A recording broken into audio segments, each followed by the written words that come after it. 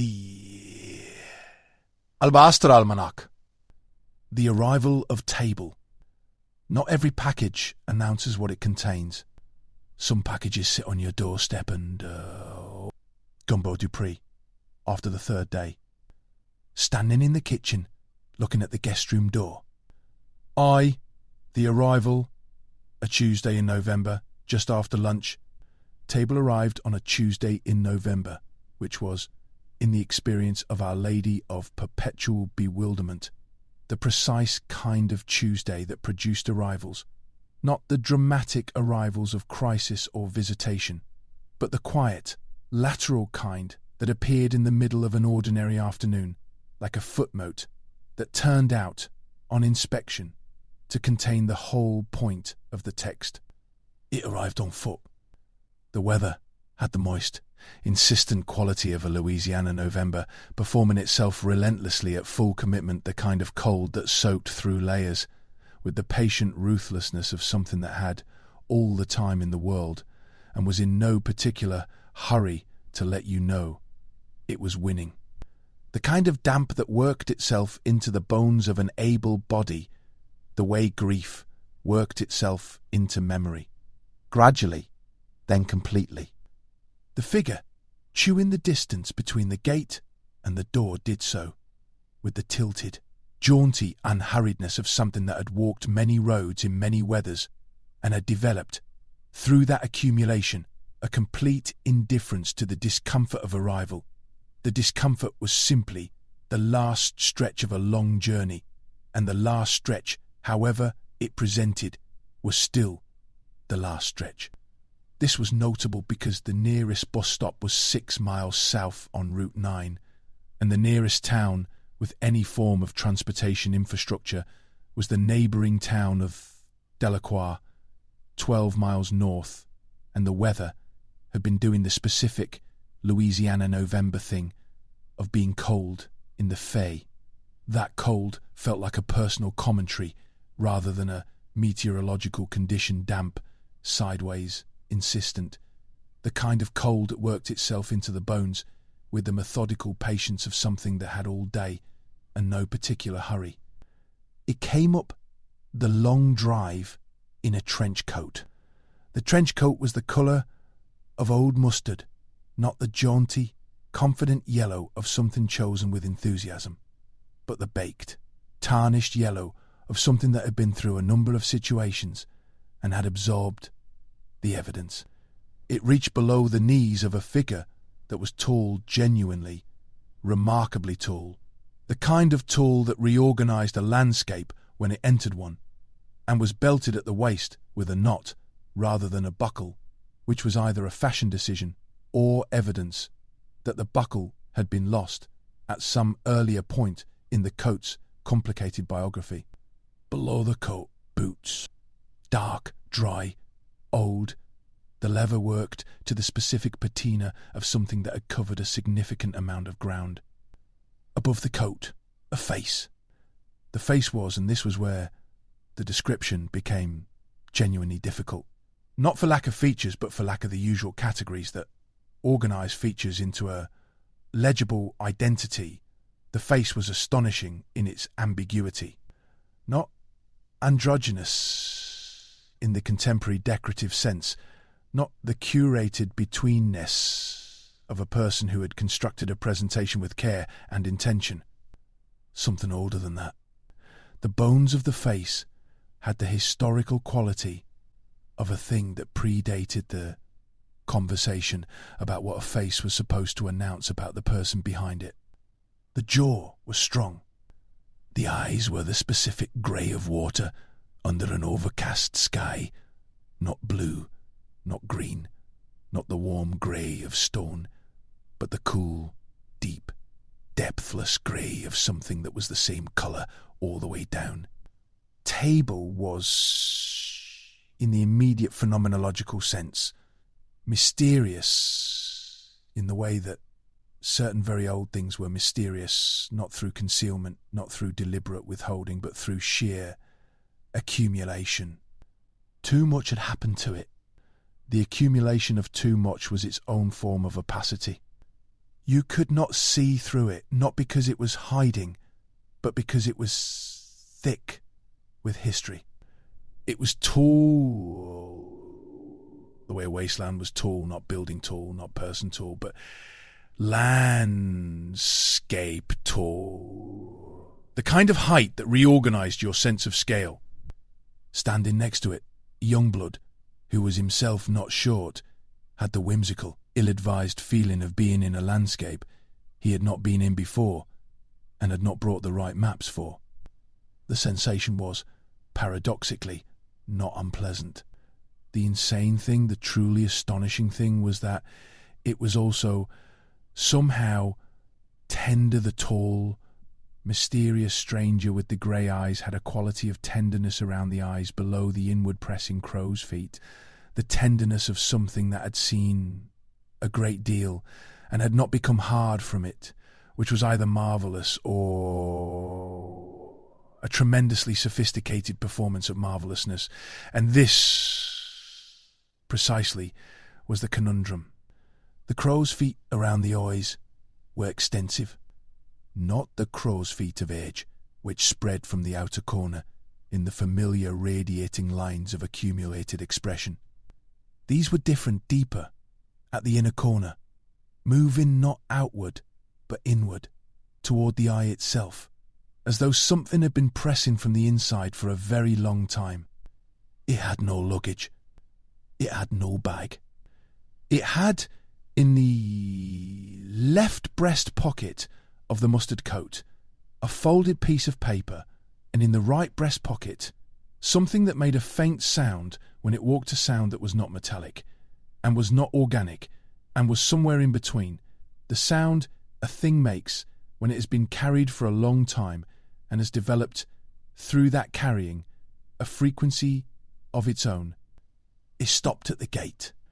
The gate was awake, now had been awake since the waking ceremony 3 weeks prior, and its wakefulness had changed the quality of its standing in the world in ways that were not visible and were entirely palpable.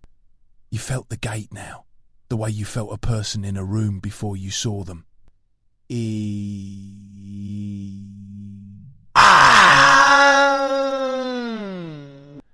An attending quality.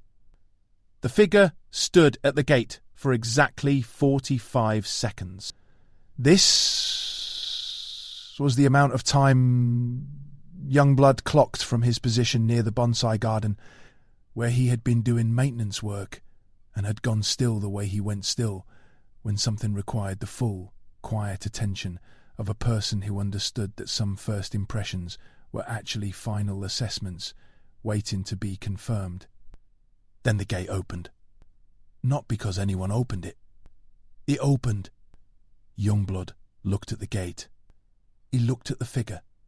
He looked at his right palm, which had been ordinary since the night of the waking, no warmth, no message, just a hand, and which was, at this moment, very quietly, beginning to get warm again. He put the clickers down. He went to find Dorothea. The second. Dorothea manages the situation, as is her nature and her cross.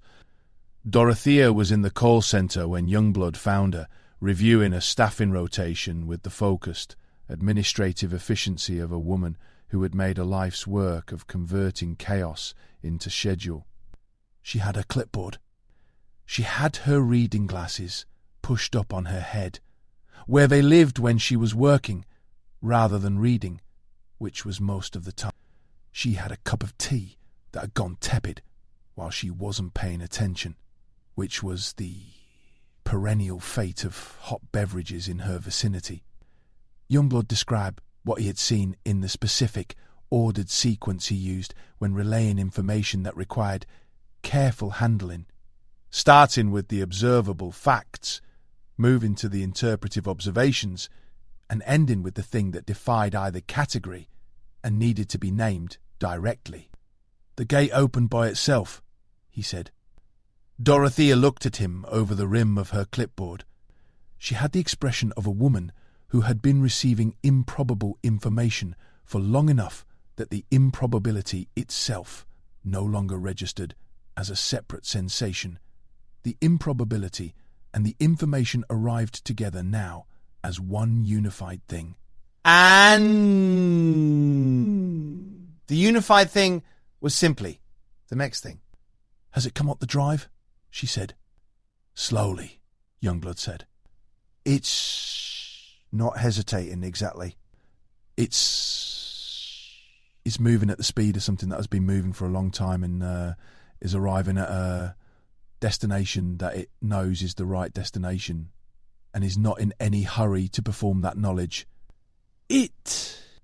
I don't know," Youngblood said. "I looked carefully. I can't tell." Dorothea set down the clipboard. She removed her reading glasses from her head and put them in her breast pocket. She straightened her pantsuit, the good one, the dark burgundy one she wore when she needed the specific armour of a garment that communicated. "I am fully here and fully prepared for whatever this is." She picked up a tea, found it tepid, set it back down. "All right," she said. She went out to meet it. The figure was at the bottom of the front steps of the pale yellow house. Up close, the impression was she searched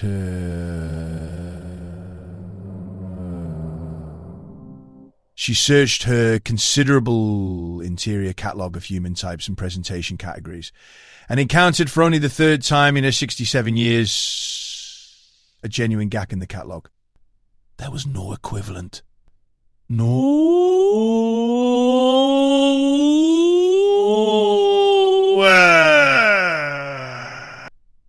a man, certainly, but not in the way that clearly indicated woman. Not young, but not in a way that clearly indicated old.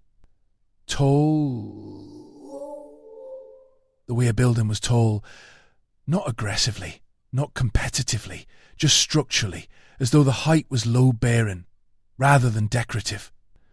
It looked at her with the grey eyes that had the quality of deep water on an overcast day. "My name is Table," it said. Occupied a register that sat equidistant between the standard baritone and alto ranges, in the specific tonal territory where a cello and a viola would overlap if played simultaneously, not one, not the other, both, a sound that the ear received without being able to categorize, and that the body received as simply true. The voice of something that did not need to present itself, because it was entirely itself already. "Dorothea," she said. "Why are you here, Table?" It reached into the left breast pocket of the mustard coat and produced the folded piece of paper. It held it out to her. She took it. She unfolded it. Inside was a single sentence, handwritten in ink, so old it had gone brown at the edges and black at the centre of each letter, in a hand that was neither modern nor antique, but occupied, like Table's voice, the space between categories. "The second room, send me."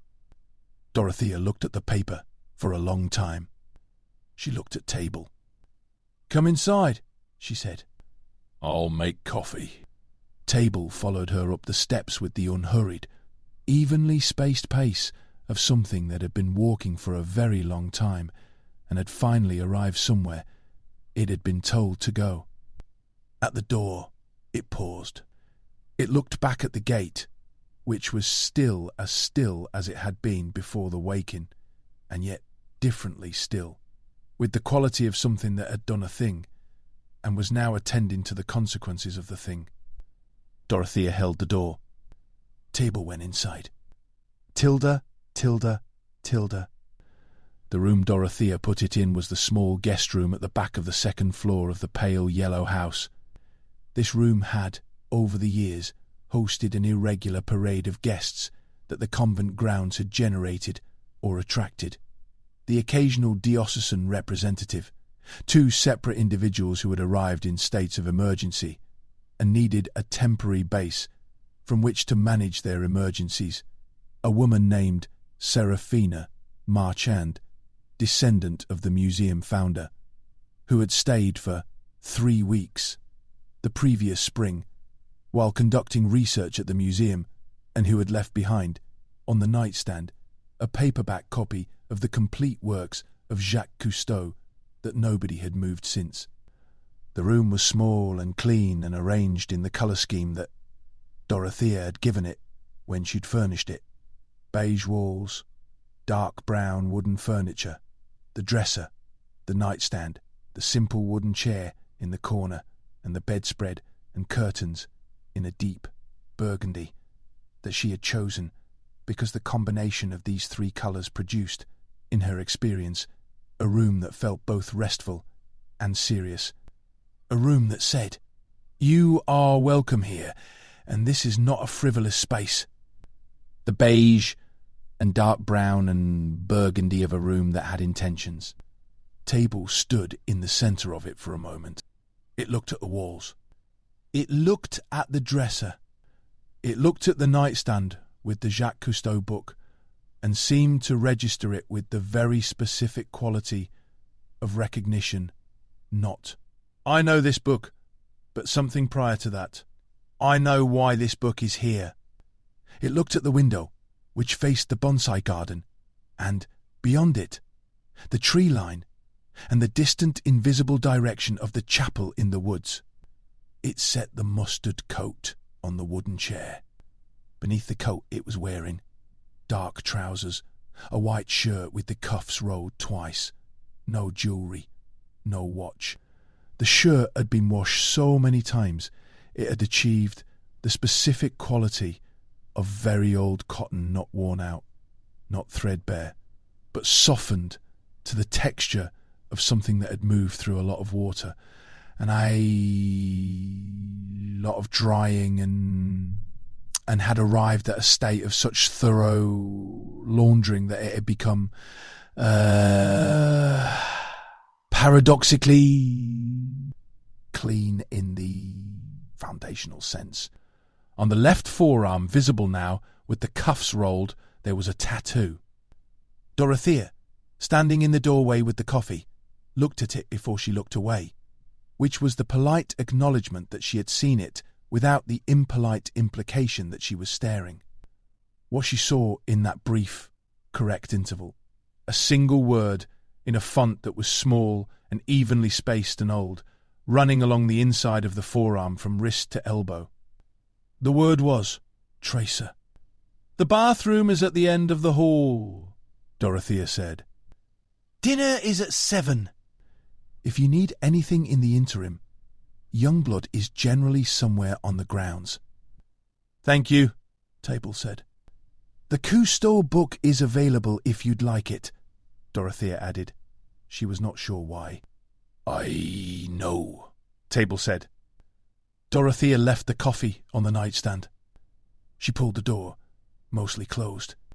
She walked down the hall to the top of the stairs, where she stood for a moment with her hand on the banister, and her face doing the specific, interior accounting that it did when it was processing something it was not yet ready to report. Then she went downstairs to call Gumbo. The third, the household receives the information in stages.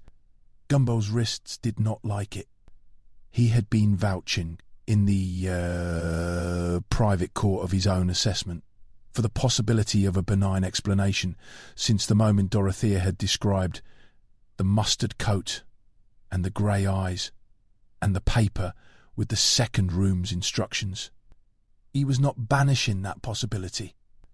He was holding it in one hand and the moose heads warning in the other, and weighing them with the deliberate, unhurried precision of a man who had learned over 9 decades that yelling at a conundrum never clarified it, and tantrums were the tools of people who had given up on thinking. He was not giving up on thinking. He was weaning himself, carefully, from the comforting certainty that the gate's opening had been an unambiguous endorsement. The alienating thing, the thing that sat at the edge of his comfort and refused to move, was that he liked Table. This was the problem with certain kinds of danger. It did not announce itself with unpleasantness. It arrived with good coffee and grey eyes and something tender around its expression, and it sat across the breakfast table from you and handed you exactly the right amount of itself. And the liking arrived before the warning, and the warning arrived after the liking, and now you were carrying both, and they were not resolving into each other. This was the first thing. He had been at the kitchen table when Dorothea called him in, and he had listened to the account of the arrival and the mustard coat and the grey eyes and the paper with the second room sent me, and through all of it his wrists had been conducting their own separate assessment with the specific, urgent precision of a compass needle in the presence of something that was not north and was not south, but was operating on an axis that had no name in the standard orientation. "Moving?" he said. "Vibrating," he said to himself, looking at them. "Not the same as before. Before was the gate. Summons. This is different." He turned his wrists slowly, the way he did when he was reading them carefully, rather than simply receiving the signal. "This is a question. The wrists are asking something they don't know the answer to." "Which is unusual," Dorothea said. "The wrists have always known the answer," Gumbo said. "Even when I didn't. The direction was always there. This is," he set his hands flat on the table, "this is them not knowing. Which I find, I'll be honest with you, Dorothea, tremendously unsettling." "I find the whole situation tremendously unsettling," Dorothea said, with the flat candour of a woman who had decided that tactful understatement was not the appropriate tool for this conversation. Chaos was told second. He took it the way he took most things that required immediate assessment.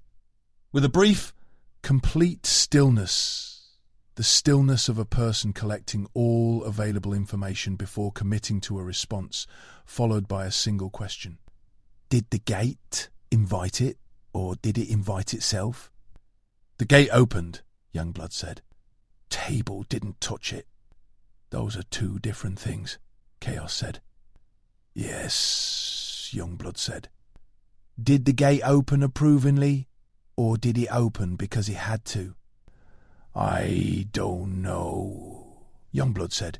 "How to measure the emotional register of an Iron Gates voluntary operation?" "I'm asking what it felt like," Chaos said. Youngblood thought about this for a moment, with the honest attention of someone who trusted his perceptions and was not going to simplify them for the sake of a clean answer.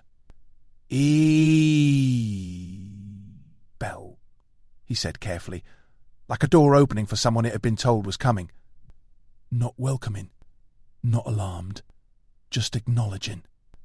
"Acknowledging," Chaos repeated.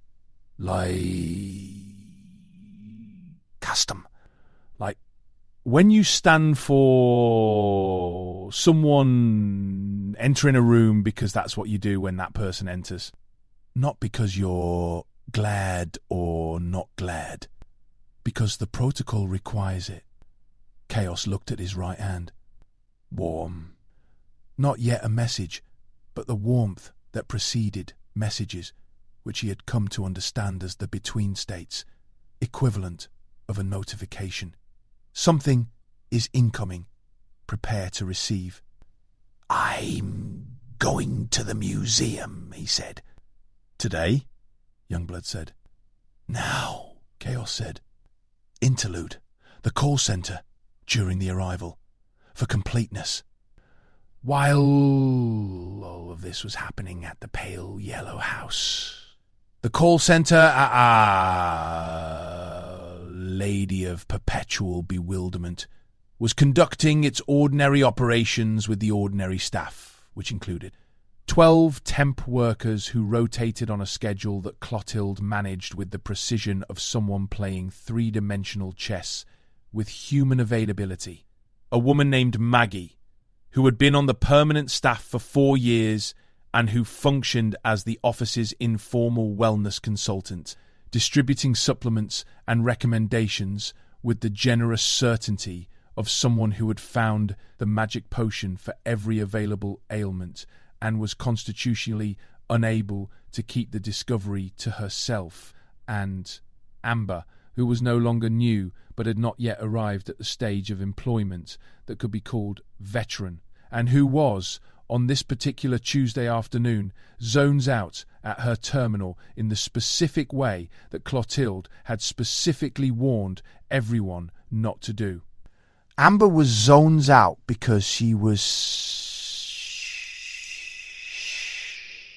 thinking about the lesbian bikers, the 8 women who had been at the gate waking and who had departed afterward on their motorcycles in the direction of Route 9, and one of whom, the one called Deja, had looked at Amber across the breakfast table with the specific, unapologetic attention of someone who saw things clearly and saw no reason to look away from what they saw. And Amber had been thinking about that look, off and on, for 3 weeks, with the helpless, jonesing persistence of a person who had found a frequency and could not locate the dial. The call centre's demographic, as Clotilde had always noted with a quiet, heartfelt pride in what the centre served, was primarily African Americans from 3 parishes' families, who had been using the services since the centre opened, who had made it a perennial fixture of their community infrastructure, the way the post office and the malt shop were fixtures, and whose continued reliance on it was both the centre's reason for being and the thing that had made the Darnell situation intolerable.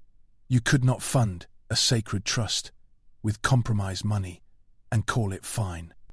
You could tell yourself it was fine, but the money knew, and eventually the money told.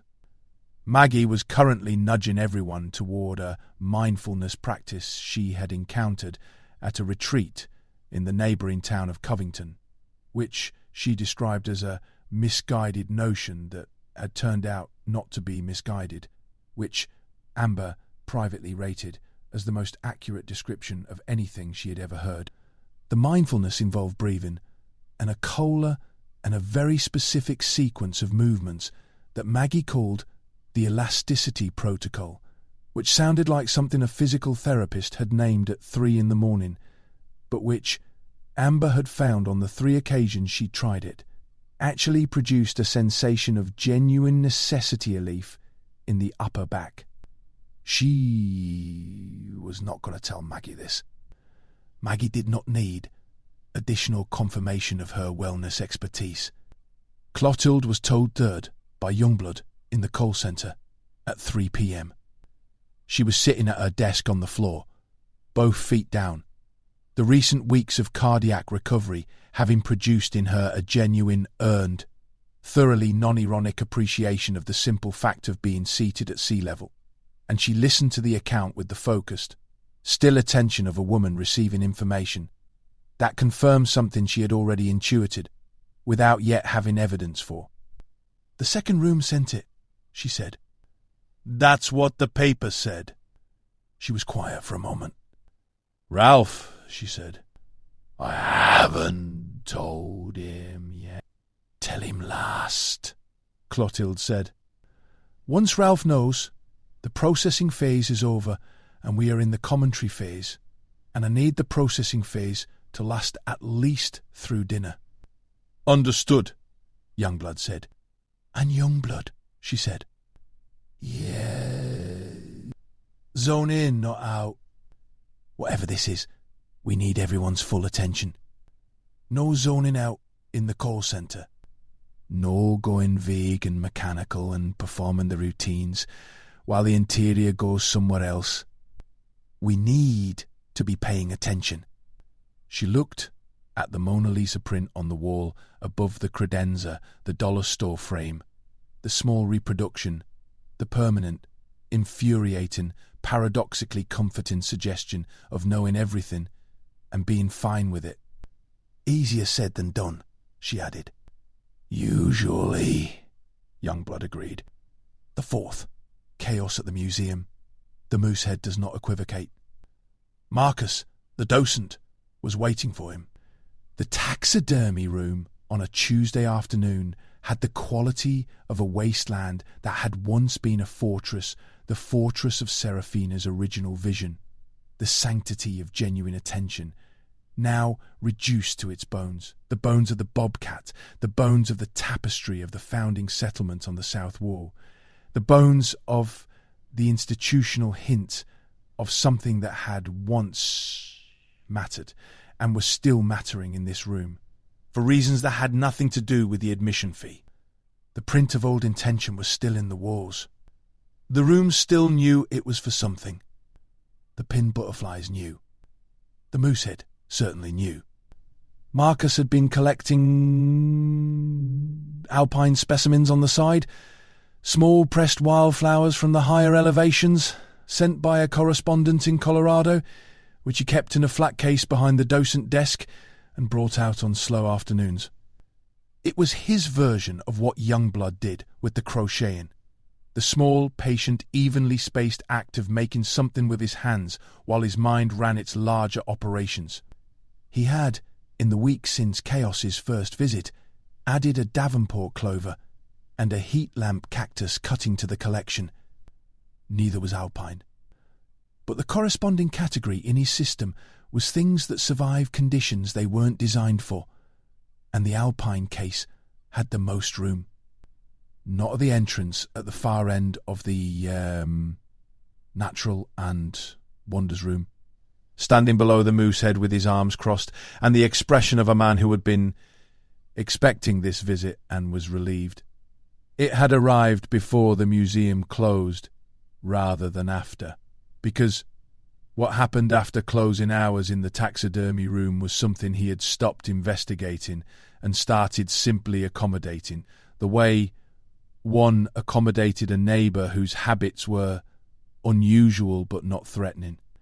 He had called the tip line himself 20 minutes earlier, and the tip line had told him Chaos would be there within the hour. The crow's feet changed, Marcus said, when Chaos came through the doorway. Chaos looked up at the Moosehead. The crow's feet, the deliberate incisions around the left glass eye that had spelled the gate is dreaming 4 weeks ago, had changed. Not erased. Reinscribed. The previous message had been absorbed back into the texture of the fur with the noiseless efficiency of a palimpsest, and the new message was there, in its place, in the same millimetre-fine lines, in the same intimate proximity of someone pressing their face close enough to read. He pressed his face close enough to read. The heat lamp in the northeast corner, the old cylindrical one in its dented aluminum housing, which had been throwing its warm ellipse onto this section of wall since before either of them was born, caught the new lines and resolved them. Do not trust table. Keep this private. The second room has 2 doors. He read it twice. He stepped back. He looked at Marcus, who had not moved from his position and whose expression communicated that he had already read it and was waiting to see if Chaos's response to it differed from his own. Has anyone else been in today? Chaos said. One school group from Delacroix, Marcus said. 3rd grade. They were interested in the bobcat. Nobody got close to the moose. The second room has 2 doors, Chaos said. Yes. What does that mean? Marcus uncrossed his arms. He looked up at the Moosehead with the expression of a man who had been standing in the presence of an enigmatic, ancient, communicating entity for several years and had arrived, through that prolonged proximity, at a relationship with it that was not quite worship and not quite employment, but was genuinely its own thing, a thing with no name in the standard vocabulary. I've been thinking about it since this morning when I found the change. A room with 2 doors is a room that can be entered from 2 directions. The gate waking was 1 door. Table is the other. One door is known, Chaos said. The gate's door. Our door. The one we opened from inside. And somebody else's door, Chaos said, which opens from outside. A silence. The bobcat in the corner regarded them with its permanent, listless authority. The pinned butterflies held their evenly spaced positions on the wall. The moosehead looked down at them with the grey-amber patience of a thing that had been holding its information at height for 90 years, waiting for the right sequence of people to stand below it and look up. Chaos took out his phone. He photographed the new message from 3 angles. He put the phone in his pocket. "Tell no one outside the tip line," he said to Marcus. "Already my policy," Marcus said. Chaos looked up at the moosehead one more time. The message was still there. The crow's feet around it were still there, pressing inward toward the eye with the quality of something that was not aging, but was recording each line a note. Each note part of a record that went back further than the 90 years of the mountain. "Thank you," he said to the moosehead. The moosehead, consistent with its nature and its dignity, said nothing. He drove back to the convent in the golf cart. That the museum kept for visitors, which you kept borrowing without ever having formally arranged borrowing rights. And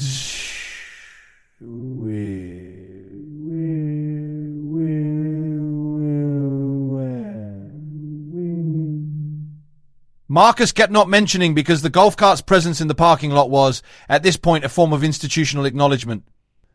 On the way back, he passed the snow cone stand closed for the season, the converted horse trailer padlocked, its hand-lettered "See You" when its hot sign sun-bleached to near illegibility, and the thought arrived, unbidden and complete.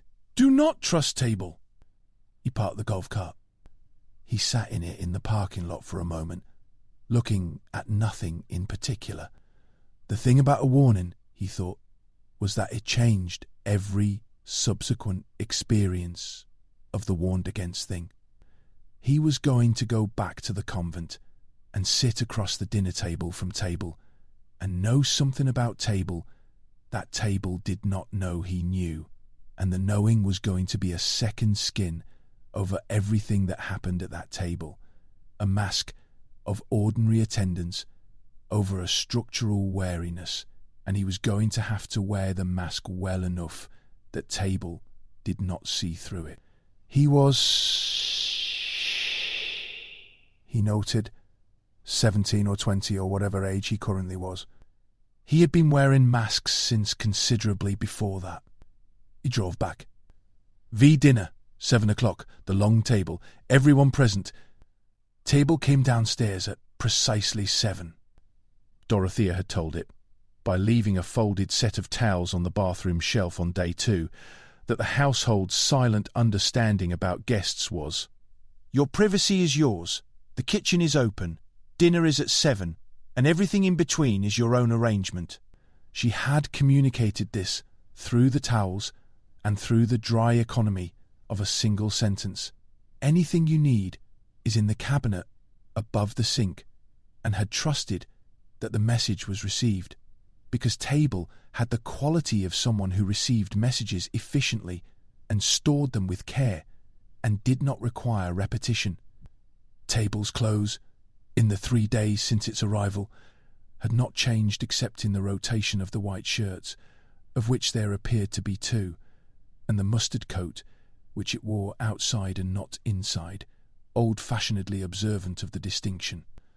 This level of travelling light was either a misguided notion about the necessity of material possessions or the deeply considered philosophy of something that had learned through long actual experience that clothes were the mask of identity, rather than the identity itself, and that the fewer masks you wore, the less time you spent maintaining them, and the more time you had for the actual work.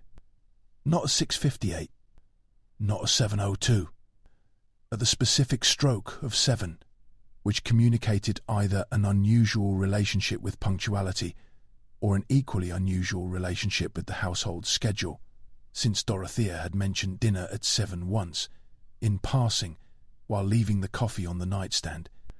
It had changed from the white shirt into a different white shirt, which was the clothing equivalent of having nothing to say about yourself and saying it with complete confidence. The trench coat was gone. The boots remained. The forearm, with tracer, was covered now by the rolled-down cuff. Everyone else was already seated. This was not accidental. There had been an unspoken, collaborative agreement, the kind of silent understanding that operates among people who have been through enough together that complex coordination can be achieved without a single word being exchanged, that everyone would be in their seats before table came down, so that table's entry could be observed from a position of collective groundedness rather than the scattered, staggered process of people finding their chairs. They were, without having discussed it, already playing the game the Moosehead had described, present, attentive, carrying the knowledge they were carrying and not showing that they were carrying it. Gumbo was at the head of the table, because Gumbo was always at the head of the table. His wrists were on the table, palms flat, in the position he adopted when he was doing active, ongoing readings rather than the passive reception of ordinary days. He looked at table as it entered with the specific expression he had open, unhurried, the old man's face as attentive instrument rather than social presentation. Dorothea was to his left. Her tail braided under her clothes, curled once and then straightened, which was its equivalent of a sharp intake of breath. Chaos was at the far end of the table with baby Jermaine in the high chair beside him. Jermaine was eating something orange with his hands, with the full body, operational commitment that 11-month-old humans brought to eating, and was, simultaneously, tracking table with the dark, depthless eyes that track things at frequencies nobody else had access to. Youngblood and Clotilde were on the right side. Clotilde had her rosary in her lap. She kept it there on the evenings when she needed the tactile ground in it provided without the signal, the openly holding it sent. She needed the bead, but she did not need to perform the need. Janet was at the far end. She had come because she had been invited and because she was practicing the radical new behaviour of accepting invitations when they were extended rather than declining them from the safety of the pond, which had been her policy for several centuries and had not, on reflection, produced the outcomes she had hoped. She was in the green satin slip and had braided her hair with a piece of found string from the bonsai garden, not elaborately, but functionally, which was how she approached most things now. She smelled of water and vetiver and the faintest underlying pharmaceutical note that was fading, week by week, with the slow, perennial patience of a thing being reclaimed by its natural state. Annie was not at the table because she was in the yard at a customary position, but closer to the house than usual, pressed up against the kitchen window glass in a way that communicated to anyone who knew her that she was attending dinner from outside. Table sat.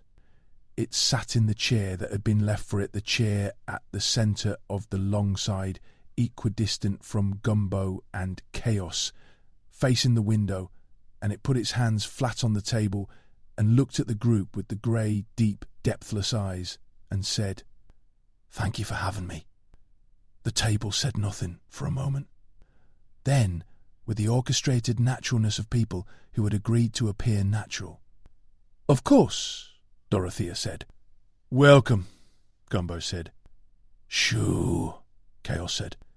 Baby Jermaine looked at Table with the focused, luminous attention of his deep-frequency perception and said, in his ordinary 11-month-old voice, the sound that was prior to words. Table looked at him. For just a moment, a brief phase of a moment, the kind of interval that is over before you can name it something, moved across Table's face. Not an expression. A weather. A quality of the interior showing through the surface, the way underground water shows through the surface in certain conditions. Not visible, but felt. Then it was gone, and Table was looking at the food. "It smells extraordinary," Table said. "Gumbo made it," Dorothea said, with the specific tone she used when she was giving Gumbo credit in a way that was also a form of love, which he received every time with the same small, deeply felt nod. "Johnny cakes," Gumbo said. "Red beans." "Something I've been making since my mother taught me." "Trial by error, as most good things are." "Trial by error," Table said, as though tasting the phrase. "That's the honest name for most processes." "It is," Gumbo agreed. They ate. Tilda, Tilda, Tilda. The dinner was long, as dinners at the pale yellow house tended to be, not because the food was elaborate. It was not. It was the food of people who cooked with care rather than performance, but because the table had a quality of expansion that the people around it had always noticed and never fully explained. It was always exactly the right size for however many were at it, and whatever number that was, the conversation found room to breathe. Table ate with the unhurried, careful attention of someone who was genuinely tasting things. Not performing gratitude, not the enthusiastic, declarative gratitude of a guest performing appreciation for its social function. The actual attention of someone experiencing food. It ate the Johnny cakes with the specific focus of a person for whom the sensation of eating had not always been available, or had been interrupted, or had been something other than simple. Nobody asked about the second room. Nobody asked about the paper.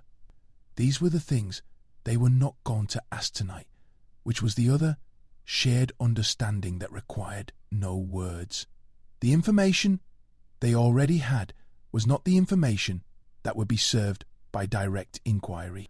Table had the quality of something that revealed itself through time rather than question, and the questions, if asked tonight, would produce answers that were technically true and substantively incomplete, and incomplete answers were in some configurations worse than no answers. So they talked about other things. Clotilde talked about the diocesan situation, because she was in the stage of it where talking about it was better than not. Talking about it, the voluntary records submission had gone through. The attorney had been satisfied. The matter was proceeding in the direction of accountability rather than drama, which was what she had wanted, and she wanted the table to know it was proceeding well. Youngblood talked about the crawl space, because the crawl space had continued to develop opinions, and the pipe had moved twice more since the first incident, and he had started keeping a log of its position on a grid he'd made on graph paper, and the log was starting to suggest a pattern he couldn't yet name. Gumbo was quiet for most of it, in the way he was quiet when he was listening to more than what was being said. His wrists were under the table. Dorothea periodically touched his knee under the tablecloth in the way of someone checking in on something they were monitoring. Table through all of this was present. It was present the way a very old tree is present in a landscape, not intrusively, not loudly, but with the quality of something that has deep roots and a long memory and is absorbing everything that happens in its vicinity, not for later use, but because absorption was simply its nature. It listened. It laughed, once, at something Youngblood said, and the laugh was brief, low, genuine. The laugh of someone who had not laughed recently and found the sensation slightly surprising. Janet was watching it. Janet was watching it with the 600-year-old sustained attention of a creature who had been cataloguing the behaviour of surface world entities since before most of their ancestors were born. And what she was seeing was something that knew how to be in a room. Not the knowing of a socially adept person, more fundamental than that.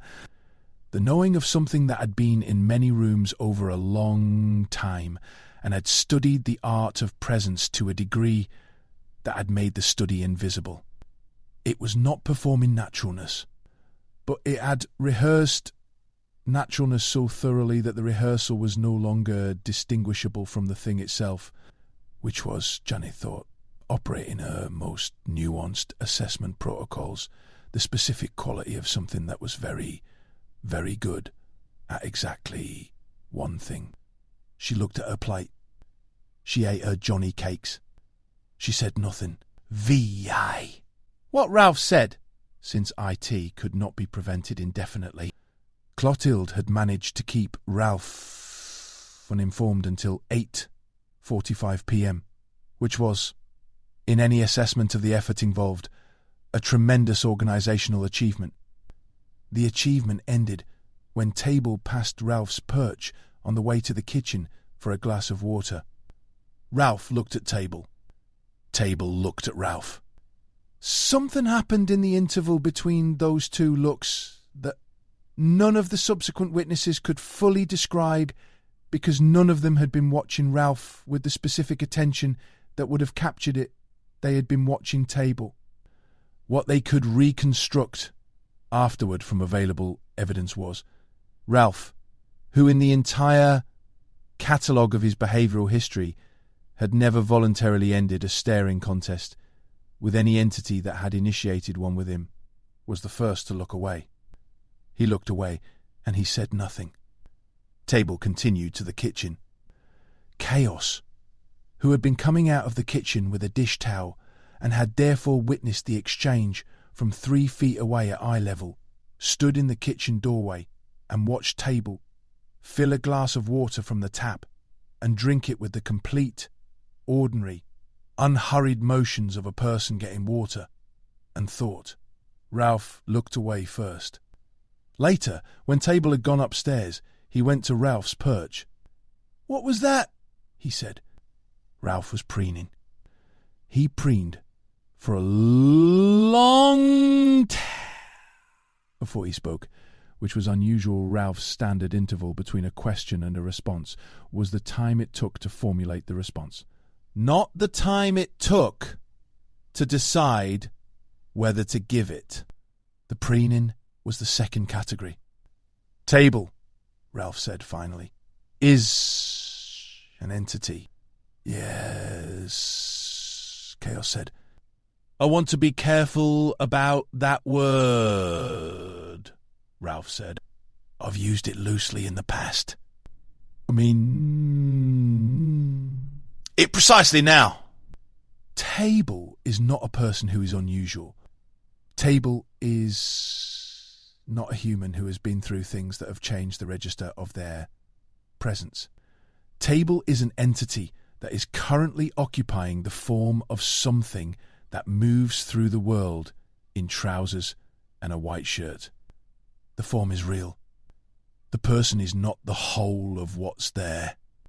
Chaos was underestimating nothing. He had been careful about that. The specific failure mode of a person who had been through extraordinary things was to begin underestimating the ordinary ones, to be so calibrated for the impossible that the merely very difficult passed beneath the detection threshold. Table was not ordinary, but it was also not, on available evidence, impossible. It was here. It was stepping through the rooms of this house, with the patient dancing at the edges quality of something that was always on the edge of the next movement and had not yet committed to it. He thought about street fighting. Not literally, he was not going to street fight anyone, and certainly not Table, and the telekinesis was not a weapon he deployed casually. He thought about it as a framework. In street fighting, you could not wait for the other person to announce their intention. You read the body. You read the stepping, the weight distribution, the quality of the breath. You read the difference between someone who was lingering to assess and someone who was languishing because they had already made their decision and were waiting for the right moment to execute it. Table was in one of those two states. He was going to figure out which one before Table made him figure it out the hard way. "Is it dangerous?" Chaos said. Ralph was quiet for a long time. "A heat lamp is not dangerous," he said, finally. "Unless you are something that cannot withstand sustained heat at close range. Whether Table is dangerous depends entirely on what you are and how close you get. I have not determined which of those categories applies to this household. But you looked away," Chaos said. "I looked away," Ralph confirmed, because continuing to look was operating a form of inquiry that I was not prepared for the answer to. "Not because I was afraid, because I was not ready." He paused. "I am never not ready. I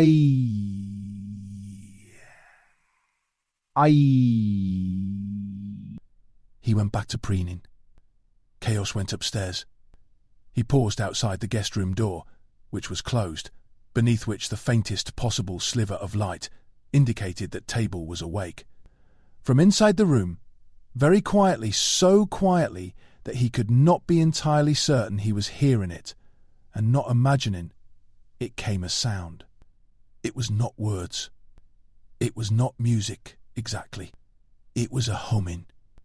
Low, modal, moving through intervals that were not Western and were not quite anything else. The humming of something that was dreaming. Awake and dreaming simultaneously, the way the gate had been dreaming, processing, consolidating, running a deep and private algorithm on the data of the day. Chaos listened for a moment. He went to his room. He did not sleep quickly. The 7th. The night, various parties, various states of wakefulness. Gumbo was awake at 3 a.m. This was not unusual. Gumbo's sleep had always been organised in a way that bore only an approximate relationship to the standard human night. He slept in shorter, deeper intervals than most people, and the periods between them were not insomnia, but a different quality of consciousness, not asleep, not fully awake, the specific state in which his wrists did some of their most precise work. He was sitting at the kitchen window in his robe, looking at the bonsai garden in the dark, when he heard it, a sound from the direction of the yard. Not the gate's characteristic low frequency, something older. Something that was not a sound so much as a pressure changed the feeling, in the sternum, of proximity to something large operating at a frequency. The ear didn't catch, but the body registered as, pay attention. He looked at his wrists. They were doing the thing he had never seen them do before. The vibrating that wasn't compass-seeking, the trembling without direction, the asking without receiving. Outside in the bonsai garden something moved. Not dramatically. A disturbance in the arrangement of the small trees, a slight displacement of air that came through the gaps in the window frame and reached his face with the quality of breath. Not cool breath, not warm breath, breath at exactly the ambient temperature of the night, which was the most unsettling kind, because breath at ambient temperature was the specific temperature of something that was not alive in the metabolic sense and was operating on a different energy system entirely. He looked at the garden. Something was in it. He couldn't see it. He could feel it, the pressure of its presence on the air of the room, the way you felt a person standing behind you in a dark space before your eyes had found them. It was not threatening. It was not benign. It was inquiring. Moving through the bonsai garden with the careful, methodical attention of something cataloguing what it found there. The small trees and their decades of patient cultivation and the soil they grew in and what was in the soil and what the soil connected to underground. It was... Then it was gone. Gumbo looked at the bonsai trees. They were undisturbed, every small branch exactly as he had left it, every root line intact. Whatever had moved through them had done so without touching them, had passed through the garden as an assessment rather than a presence, leaving no mark. He looked at the ceiling in the direction of the guest room. He looked at his wrists. "I see you," he said, to the room, to the guest room above it, to whatever had been in the bonsai garden. The room absorbed this without comment. He sat at the window until morning. Tilda, Tilda, Tilda. Janet, at the pond, was awake too. She was in the water, in the shallow end, as she sometimes was at night when the wakefulness and the sobriety and the new, raw, tender quality of a life being re-examined produced the specific kind of restlessness that only water could manage. The pond at 3 a.m. had a quality that it didn't have in daylight. The darkness made it a better mirror, and a better mirror was simultaneously a better comfort and a worse companion, depending on what you brought to it. She was thinking about Table. She had been thinking about Table since dinner, with the grinding, relentless, aching persistence of a creature whose primary analytical instrument was the water it inhabited, and whose water had been telling her something all evening that her mind was still catching up to. The underground water. When Table had walked into the pale yellow house this afternoon, the underground water of Bayou Saint-Mere had moved, not in response to the usual causes, not rain, not drainage, not the seasonal shift of the water table. It had moved in response to presence. It had responded to Table the way a body of water responds to a stone dropped into it. Ripples outward from the point of contact, the disturbance moving through the whole connected system, the pond, the malt shop's supply lines, the convent's well, the channels under Main Street, all of it registering, simultaneously, the arrival of something. Table was connected to the water. Not in the way she was connected to the water, which was biological, ancestral, the fundamental nature of what she was. In a different way.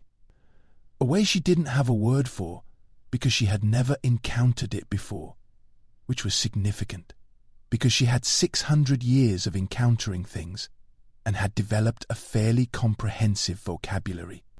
She looked at the chapel through the trees. The dark building, its door slightly ajar as always, the absence of light inside it that was its own form of presence.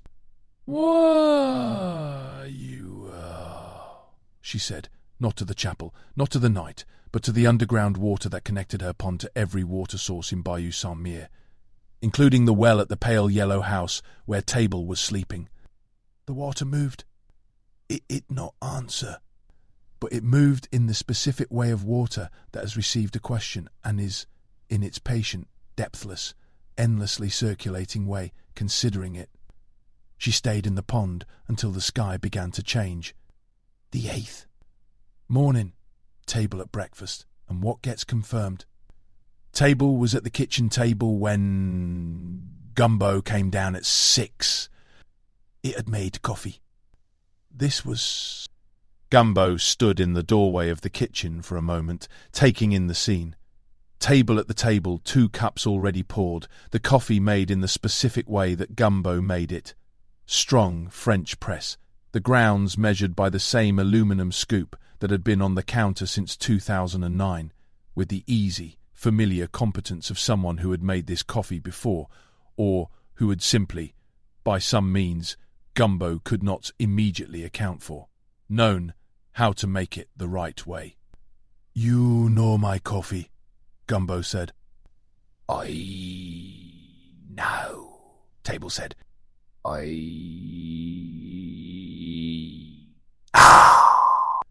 "It's all right," Gumbo said, because it was, and because some things were best received simply. He sat down. He took the cup. He looked at Table across the table in the early morning light, which was the specific quality of a November morning in Louisiana, not warm, not cold, grey-gold, and non-committal, the light of a season that had not decided what it was going to be. Table's hands were wrapped around its cup. The left forearm was visible again, with the cuff rolled. Tracer. In the morning light, the tattoo had a different quality than the evening, less menacing, more navigational. The word of a person who had been using it as a tool rather than a decoration. "The second room sent you," Gumbo said. "Yes." "What does that mean exactly?"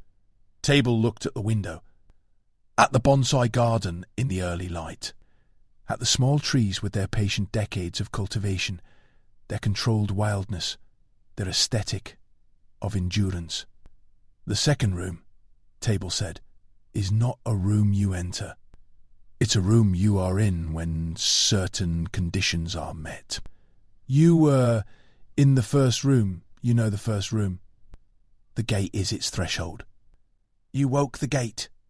That act had consequences further in than you were aware of, because the second room became accessible. And the second room," it paused, looking at the bonsai garden, "has a management problem." "What kind of management problem?" Gumbo said. Table looked at him. The grey eyes, the crow's feet pressing inward.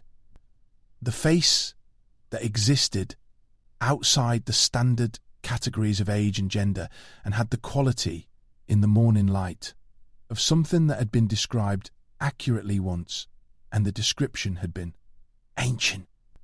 "The kind that requires someone this side to know about it before it arrives," Table said. "Someone who is already connected to the frequency and can receive what needs to be received and can act when action is required. You are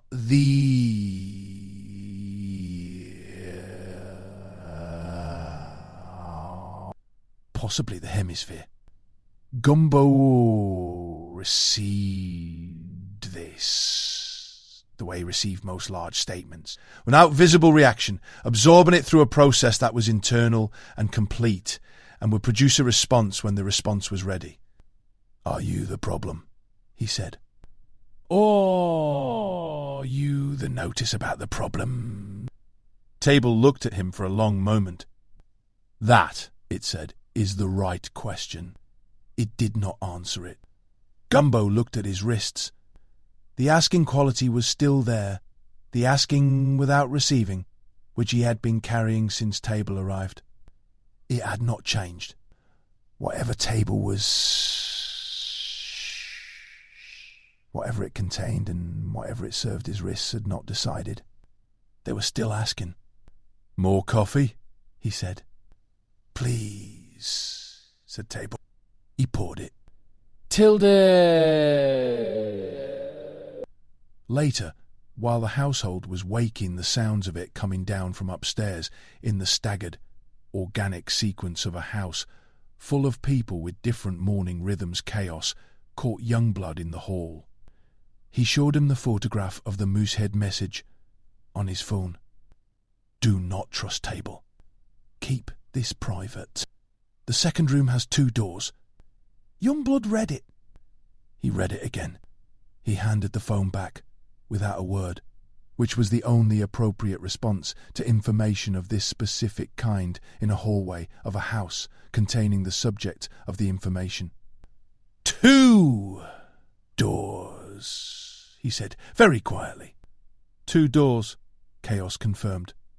Which means the second room can be entered from their side as well as ours. Which means whatever's in the second room is accessible to something other than what we're connected to, Chaos said. Which means Table could be... He looked at the ceiling in the direction of the guest room. Table could be connected to the same thing we are. Or to the other thing. Or to both things simultaneously. Is that possible? Youngblood said. Ralph said Table is an entity occupying a form, Chaos said. An entity can hold more than one connection. We don't know which one's primary. Youngblood looked at his right palm. Still warm. Still carrying whatever the crawl space had given it. The residual of the gate's communication. And we can't ask, he said. We can't ask, Chaos confirmed. We watch. We're present. We don't give it what it doesn't need to know we have. And we wait for it to show us which door it came through. From below, the sound of Dorothea making breakfast. The smell of coffee. The ordinary sounds of a household assembling itself for a day. That was going to be, like most days at Our Lady of Perpetual Bewilderment, simultaneously completely ordinary and completely impossible. All right, Youngblood said. All right, Chaos agreed. They went downstairs. The 9th. Table settles in, and the house observes. Table steered. Shh. Shh. Amber's full account, reported accurately and without editorial restraint. Amber kept a journal. She had kept it since the levitation incident, which had recalibrated her understanding of what her employment represented and what documentation was therefore appropriate. She wrote in it each evening with a slightly morbid, relentlessly honest energy of someone who had decided that accuracy was a form of self-defense and that the universe had made it clear, via floating nuns and mooseheads and slime trolls, that the unremarkable was not to be trusted. She described Table in the journal as follows. Tall, actual presence in a room. Grey eyes, old-fashionedly correct in all observable behaviours. Dry humour that arrived unexpectedly and landed before you could decide whether to laugh. Vague about origins. Listless in a way that was not boredom but something more like a very long journey's final fatigue. Average in no particular way despite being composed entirely of average elements, coats, shirts, trousers, boots, and yet, somehow, in the aggregate, not average at all. The whole's appallingly more than the sum of its parts. She had, on day 3, committed what she described in the journal as a retarded decision of the first order, by which she meant not the clinical misuse of that term, but the colloquial sense of a decision that had slowed the natural progress of a reasonable action. She had waved at Table across the yard. Just waved. Jubilantly, easily, heartily, without thinking about it first. And Table had looked at her, had looked at her with those inward-pressing crow's feet and those deep grey eyes, and had waved back. Slowly, carefully. The wave of something that had not waved in a very long time and was remembering the mechanics of it while executing them, the way a numb limb remembers its function when sensation returns. "I rate the wave," she wrote. "I rate it as genuine. I rate it as marvellous and soul-stirring and terrific, and also safe in the way that things are safe when they have not yet shown you what they're capable of. I rate the grey eyes as especially interesting. I rate the tracer tattoo as tackily, not of approval, not because it is tacky, but because I am wincing at my own curiosity about it, which is its own form of not of approval directed inward. I rate the tracer tattoo as a hint I am not ignoring. I rate my own response to all of it as a quick blood level reaction that I am mediating with journaling and Maggie's elasticity protocol and the strong cola I have been drinking every afternoon since Table arrived, which is either a coping mechanism or a necessity. She closed the journal. She reflectively noted to herself, operating at the edge of her understanding. The zooming, relentlessly forward pace of events at Our Lady of Perpetual Bewilderment had not, since the levitation incident, slowed enough for her to feel she had her actual footing. She was parading through competence while aching at the interior level, moaning inwardly at 3 a.m. about what was real and what wasn't, and whether the distinction still applied, babbling to herself in the shower about frequencies and gates and the second room with 2 doors, chuckling at the absurdity of her own situation with the specific chuckle of a person who had run out of more appropriate responses, kneeling at the altar of, "What on earth is this job?" She nibbled the edge of her granola bar. She looked at her terminal. She nudged the mindfulness reminder on her screen to tomorrow and opened the call queue. She was young. She was an able body. She had a paycheck to earn. The call centre was operating. The centre would continue to operate. This was the tough, bitter, stale reality of the thing.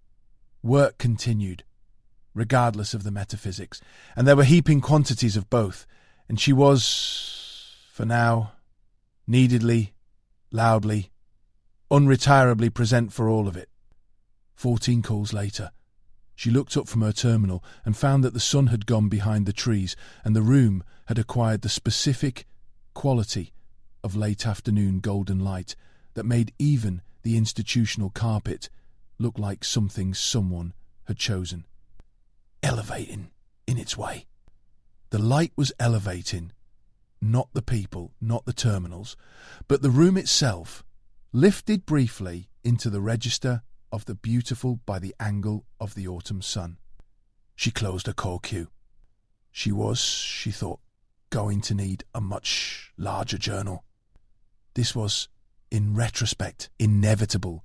The guest room was already furnished and vacant, and the household was already organised around the kind of ongoing open house policy that a convent grounds naturally generated. But in the immediate hours after the first morning's coffee, nobody had explicitly discussed how long it would stay, and Table had not indicated a departure date, and the indefiniteness of the arrangement had settled over the pale yellow house with a specific uncomfortable quality of a house guest who has not been told how long they can stay, and who has not volunteered the information, and who is therefore present in the house in a way that is both completely ordinary and It was quiet. This was the dominant note. Table was, in the operational vocabulary of the household, the quietest person who had ever been in it, and this included Anne, who was not technically a person, and who had the quality of stillness that one expected from a small, magical horse. Table's quietness was different, not the quietness of someone choosing not to speak, but the quietness of something that communicated in a register other than sound and was operating in that register continuously. It was polite. It cleared its own dishes. It made coffee in the morning when it was the first one up.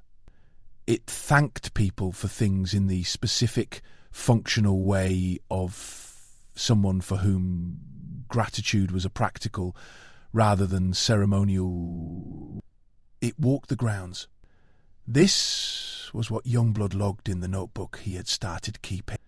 Every afternoon, in the hour between 2 and 3 p.m, Table walked the grounds of Our Lady of Perpetual Bewilderment in a route that was, after 3 days, identifiably consistent.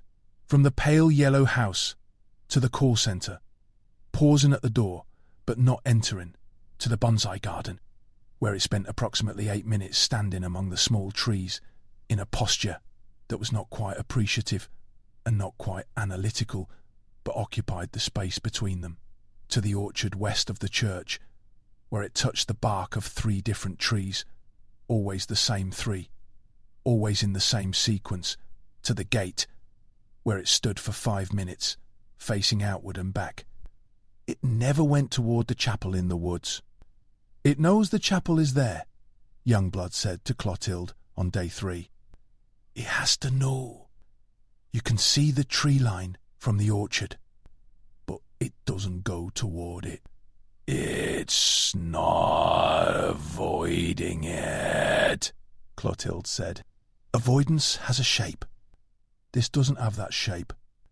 It's..." She searched for the word. "Deferring.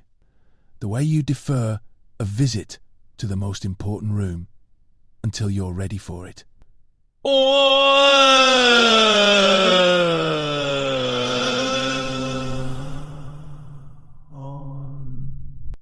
They looked at each other.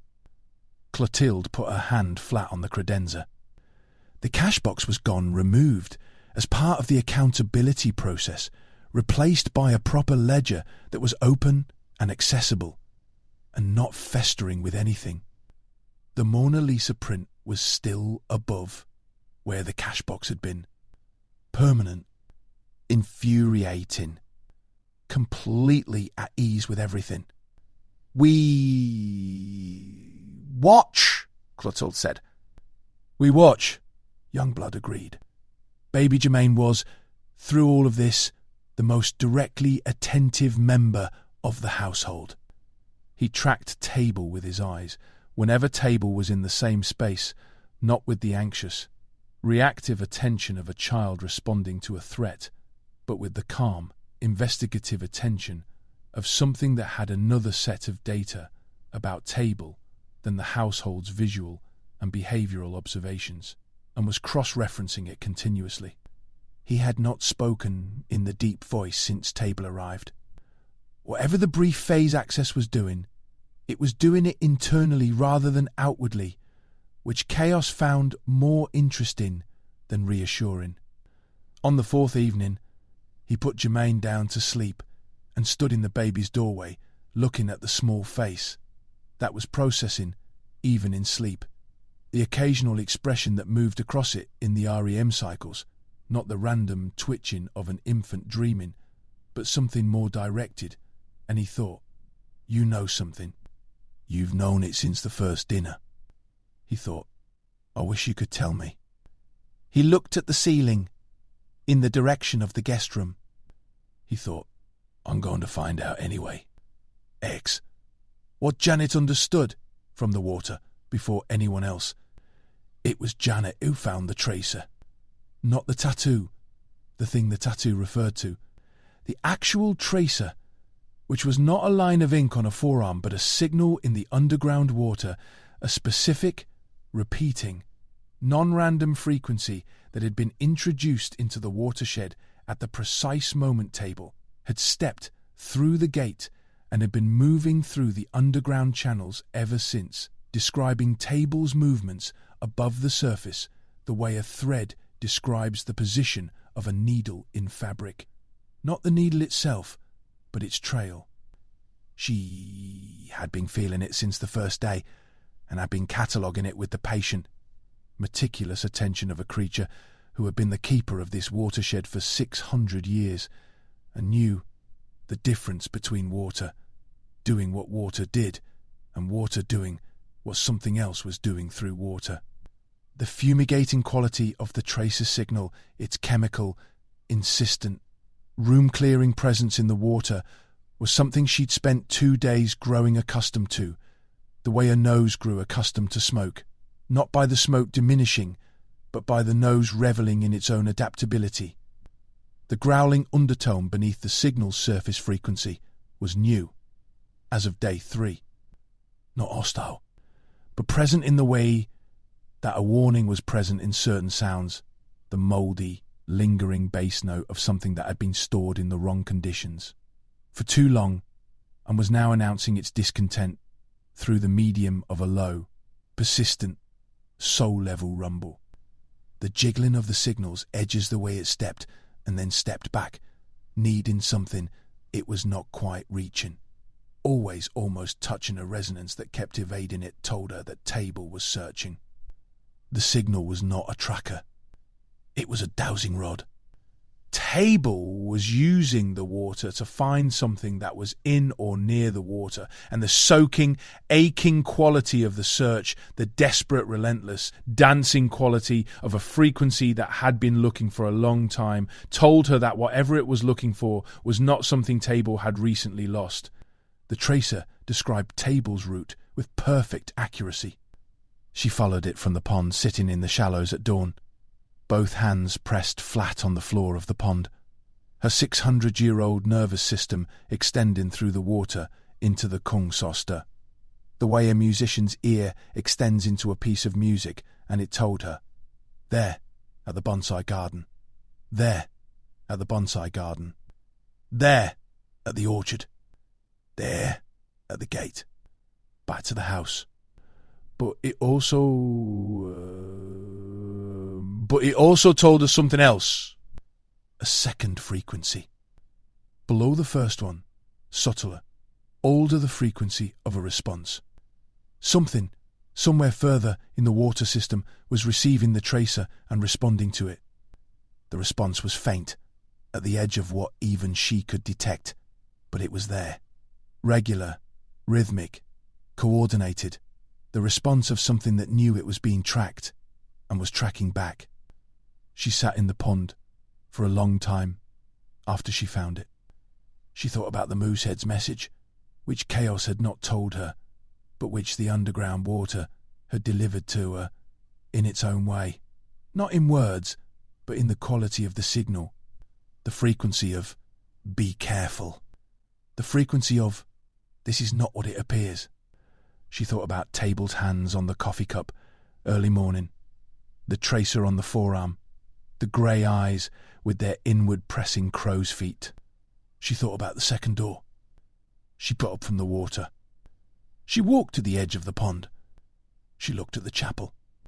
She looked at the tree line that separated the pond's clearing from the convent's grounds. She looked at the specific direction of the pale yellow house. Invisible from here, but present in the water, always present in the water, everything connected to everything through the underground channels that she had been the guardian of for more than half a millennium. Be careful, she said, to the water. The water moved. It was moving toward the house. Shh. Ralph's meditation on parasites, packages, and the nature of the second room. Delivered to anyone who would listen, which was everyone, because this was the kind of night that produced listening. Ralph had been building to this for 5 days. He had been, in the interim, casually, ruthlessly, appallingly honest with himself about what he had seen when Table looked at him. He had been arrogantly certain, for most of his life, that he was not intimidated by anything that operated in the space between ordinary and otherwise. He had, ultimately, to revise this certainty. Table had looked at him, and he had found himself stiffly, desperately rearranging his interior furniture to accommodate the specific quality of what was looking back. It was not threatening. It was not malevolent. It was simply so vast, ostentatiously, rudely vast, in the way that the ocean is rudely vast when you are standing at its edge, having expected a pond that his system had needed a moment to find its footing. He was going to speak about this eventually. He was jonesing for the right moment, relentlessly, longingly waiting for the configuration of attentiveness that would receive what he had to say properly. He was going to be tactically, aimlessly in the living room when that moment arrived. As he was always aimlessly in the living room, because aimlessness was his cover, and always had been. He had been watching Table. He had been processing. He had been doing the thing he did when he was working through something that required more careful preparation than his usual pronouncements. Going quiet, going interior, crocheting the logic of it on the loom of his own continuous, restless, profound, and ridiculous intelligence. On the fifth evening, after dinner, when Table had gone upstairs with the complete, unhurried, old-fashionedly inevitable punctuality that characterized all of its movements, and the household had reassembled in the living room in the loose, weary configuration of people at the end of a long week of heightened attention, Ralph spoke. "I want to talk about parasites," he said. "Of course you do," Chaos said. "A parasite," Ralph said, setting aside the interruption with the practiced ease of someone who had been interrupted for decades and had developed a complete and functional immunity to it, "is not, as commonly understood, simply a bad thing that attaches itself to a good thing and takes from it without giving back. That's the folk definition. The biological definition is more interesting. A parasite is an organism that lives in or on a host and benefits from the relationship while the host is harmed. The key word is relationship. The parasite and the host are in relationship. They are connected. The connection is real and operational, and the parasite is genuinely dependent on the host for its survival. Without the host, the parasite is nothing. It has no independent existence. It is entirely a function of its relationship to the thing it has attached itself to." He paused. He looked at the ceiling in the direction of the guest room. "Now consider the package," he said. "A package is a container.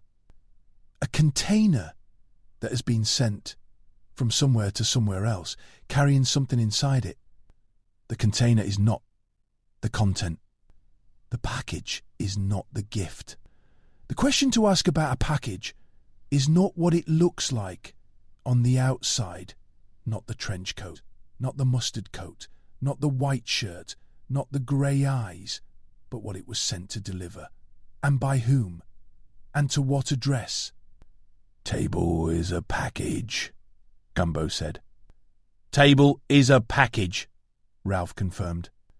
"The second room sent it. I don't doubt that. But a package can be sent from the second room and contain something that did not originate there. A package can be a vessel. A vessel can be used for different things at different times. The question is what is currently inside this particular vessel and whether the thing inside it is consistent with the return address. You're saying Table might have been sent genuinely and is being used for something else simultaneously," Clotilde said. "I'm saying," Ralph said, "that the second room has two doors, as has been established, and I'm saying that things that come through doors can be inspected, but inspection requires that you have the right instruments for the content, and I am not certain we have the right instruments for this content yet. The Moosehead's warning is not a verdict. It is a caution. There is a difference between a caution and a verdict. A caution says, pay attention to what you don't yet know. A verdict says, you already know. We are in the caution, not the verdict. How do we get to the verdict? Youngblood said. Ralph looked at him. The same way you get to any verdict, he said. Evidence. The thing revealing itself, because everything reveals itself, eventually, to anyone paying the right kind of attention. The question is whether you have the patience to wait for the revelation and the courage to act on it when it comes. How much time? Chaos said. I don't know, Ralph said. And this was the remarkable thing, the remarkable, unprecedented, slightly humbling thing that the household would discuss later, privately, in pairs. That Ralph had said, I don't know, cleanly and without qualification, without elaboration, without pivoting to something he did know. Just, I don't know. Me neither, Gumbo said. Me neither, said everyone else, in their various registers of honest uncertainty. The living room held this together for a moment. The ceiling fan turned its patient revolutions. Outside, Anay stood in the yard in the dark, warming the air. At the pond, Janet was in the water. At the museum, the Moosehead held its message in its crow's feet, waiting for the next person to come close enough to read. Upstairs, Table was humming. Low modal. The intervals that were not Western. The sound of something dreaming, while awake consolidating, manifesting, running the deep and private algorithm of whatever it was, and whatever it served, and whatever the management problem, in the second room, actually required. And in the morning, it would come downstairs and make coffee, and they would all sit at the table together, and the watching would continue. It was, in the vocabulary of Bayou Samir, enough to be going on with. Every time. One final note, filed under the Neverland category, the floating, temporally displaced zone where Table seemed to partially reside, was this. Table had, on day 2, been observed through the kitchen window playing a game of solo tetherball with the old rope-and ball contraption that someone had left attached to the oak tree at the back of the yard in what appeared to be a previous decade. It played with the focused, not over-approval for the concept, but clearly needing the physical release energy of someone who had been inside too long. Tackily, earnestly, slightly wincing when the ball came back harder than expected. It played the way people played fantasy football, with a private seriousness, a containment of genuine investment behind a surface of casualness. It had used talcum powder from the bathroom shelf before going out, which Gumbo had noted in the specific way of a man filing a small, possibly significant detail. Table had borrowed the talcum powder. Table had used it. Table had returned it to the exact position it had been in, not a hair's width off, which was either the courtesy of a very tidy houseguest or the precision of something that measured things. The nickel turns out to be necessary, Ralph thought, as he settled into sleep. In the morning, Gumbo would make coffee. Table would come downstairs. The household would assemble around the table in the loose, specific way of people who were, in all their contradiction and wariness and love and uncertainty, home. Outside, the gate was still. Table was humming. Ralph tucked his head under his wing. Or not. The caution stood. The donor observation was the last one. Table was, in some configuration, Ralph could not yet resolve. A donor. Not of money. Of frequency. Of something that the gate now awake, now actively attending needed from outside itself in order to do the next thing, whatever the next thing was. The amazingly, terribly Not of approval for than convenience, but acknowledging the necessity, reality of the situation was. Table might be here to give something. And whatever it was giving, they were in their wakefulness and their connection and their strange, accumulated, marvellous history ready to receive. The spider in the crawl space. The Watusi it had performed with its front legs. Ralph had been thinking about this since Youngblood's report. A Watusi was a greeting and an acknowledgement and a demonstration of benign intent, all in one gesture, performed in a context where none of those things could be verbalized. The spider had seen Youngblood and had said, in the only language available, "I am here. I see you. I mean you no harm." Table Table had done the equivalent thing in its own way with everyone in the household.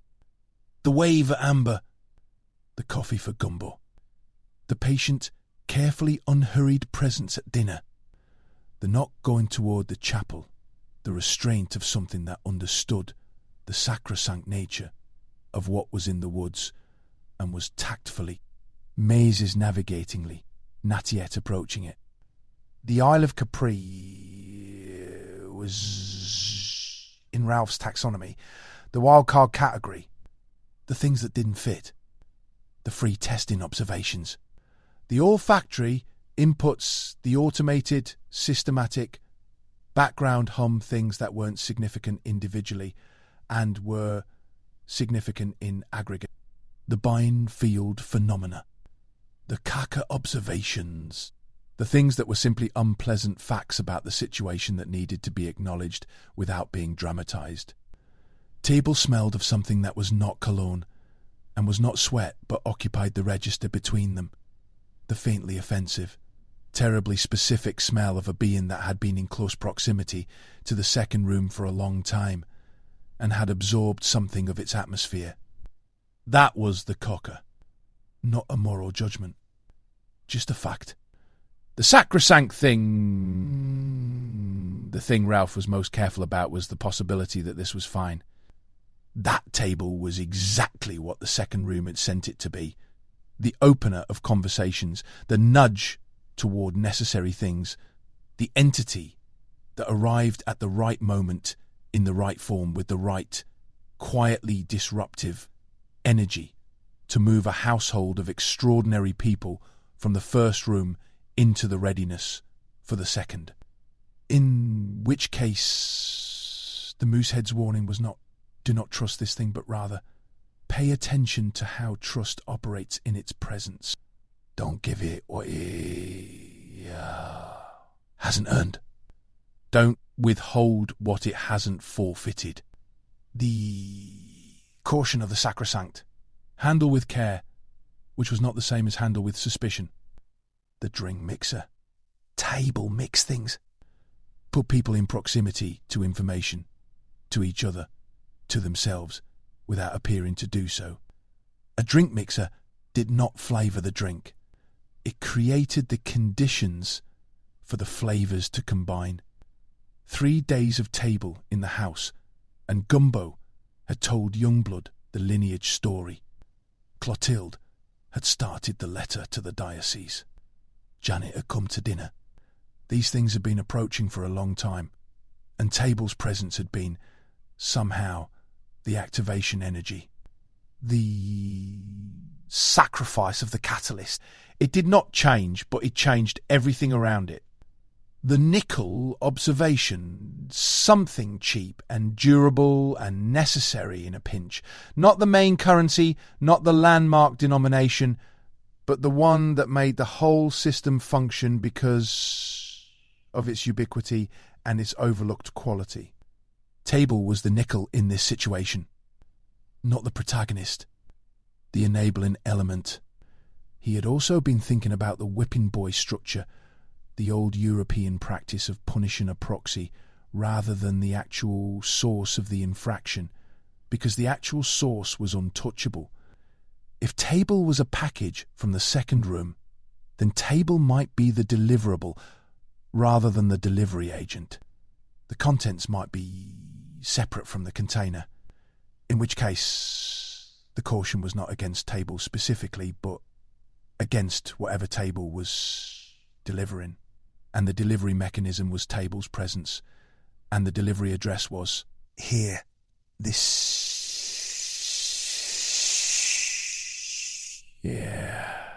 This frequency, which meant that the thing to watch was not what Table did, but what happened in Table's vicinity that wouldn't have happened without it.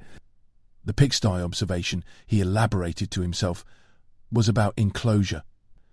The action figure observation was about the slight unreality of Table's movement, quality, too smooth, too consistent, the way an action figure moved when manipulated by a hand rather than motivated by intention. The rodeo observation was about performance. Table was performing ease, the way a rodeo rider performed ease technically, and because the alternative was to let the audience see the effort, and the effort, once visible, changed the nature of the spectacle irreversibly. He had been nibbling at the edges of the problem all week, not the full analytical commitment, but the preliminary nibbling of a mind that is testing the outer boundaries of something before deciding how much to commit.